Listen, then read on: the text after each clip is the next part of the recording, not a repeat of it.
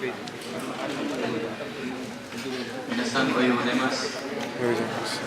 私たちはビラタチというグループです。私はカスラムです。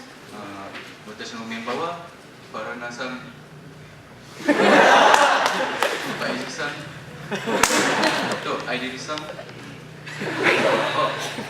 本の自殺率を発表したいと思います。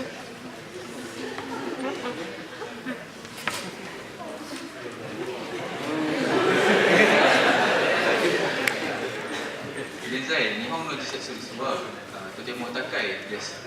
そのことにおいて、この発表の動機背景になります。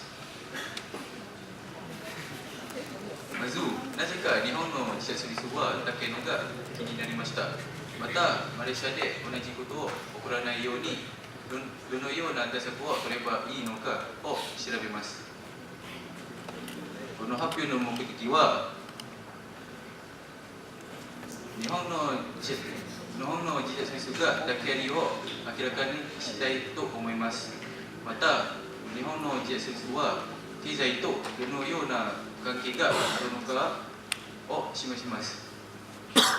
また、この問題は減らすためにどのような対策が必要なのか。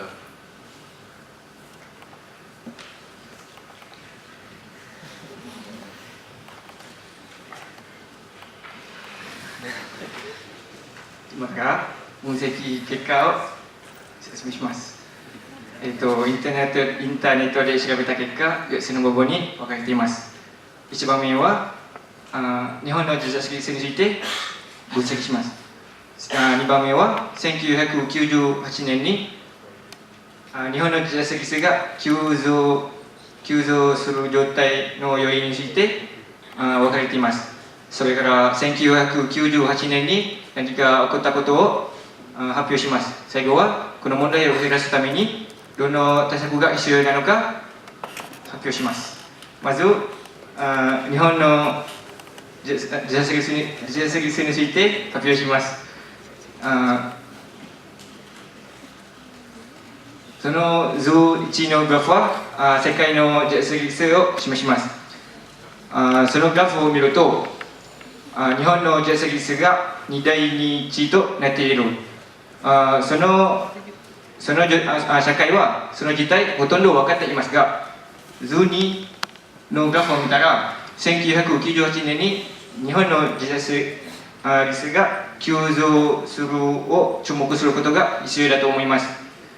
その図2を調べたところ、1997年に毎日およそ67人が自殺して1年間24,391人にでした。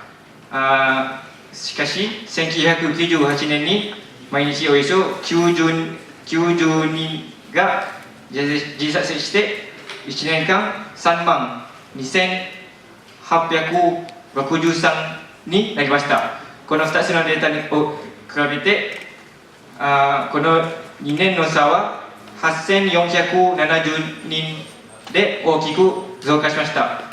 また1998年から今までは日本の自殺率が3万以上になりました。なぜこの問題が起こるのか、今からファナさんから説明します。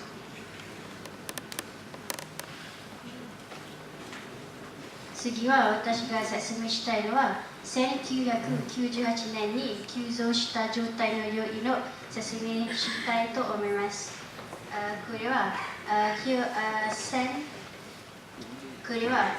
1から見ると日本は金融危機の時なぜ自殺率が増加しているのは表1から見ると一番原因になったのは無職者のことです。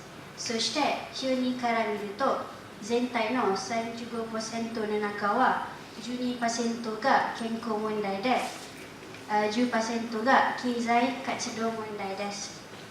このことからは日本の自殺率は一番原因になったのは無職者のことですが、これは同時に失業や負債、社会経済的な問題と関係があります。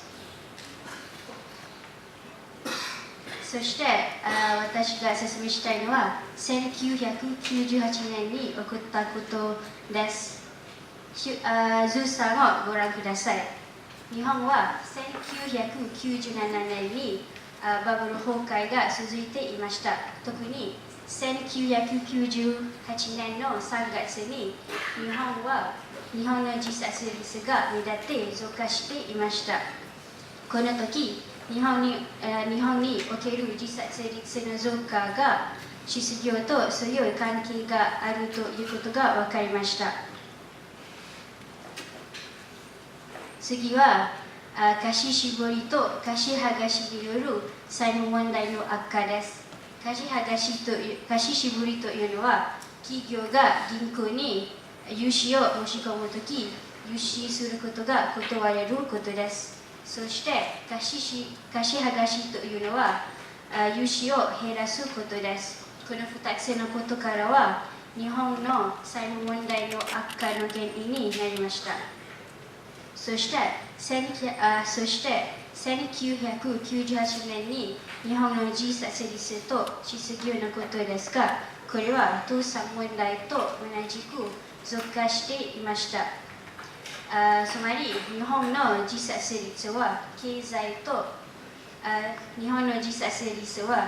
状況とより強い相関関係を持っていることが分かりました。次の部分が対策です。アイドリさんが説明します。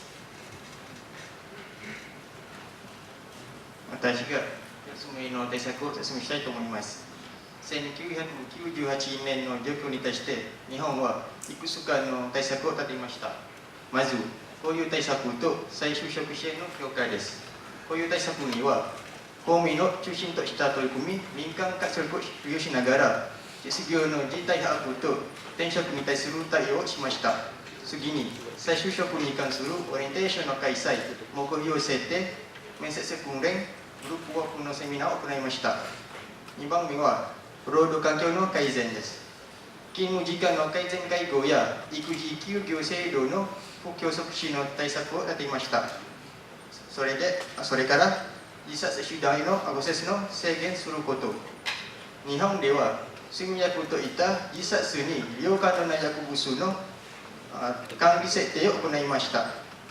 最後は、自殺予防と教育です。学校教育が自殺予防に与える影響は非常に大きいです。ですから、学校で直接的に自殺問題を取り上げて、カウンセリングをはじめとする自殺防止活動を行いました。これで対策を。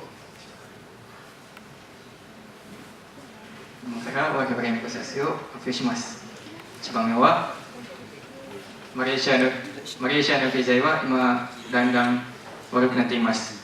だから、マレーシアは対策を何も立たずに、日本と同じように自殺の問題が起こる可能性があると思います。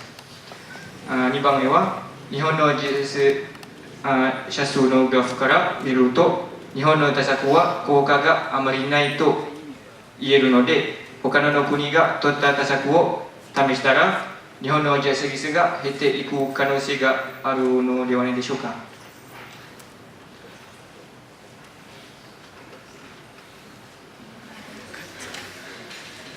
いろいろな分析をすると、日本の自殺率は経済とあまり影響を与えたことが分かりました。また、1998年に記述した上位の要因は、無職者、健康、経済のことが明らかになりました。そして、1998年の問題に関して、日本の立てた対策は実施できなかったと考えられます。これで以上です。触れてありがとうございます。